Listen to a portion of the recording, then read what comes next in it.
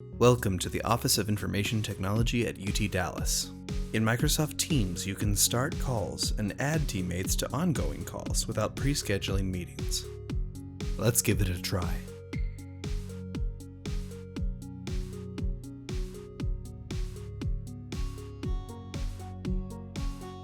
Located in your chat, press the phone icon in the right-hand corner of your screen.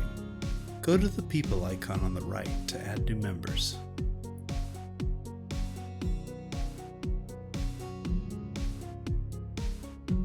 Microsoft Teams is the tool keeping us all in sync.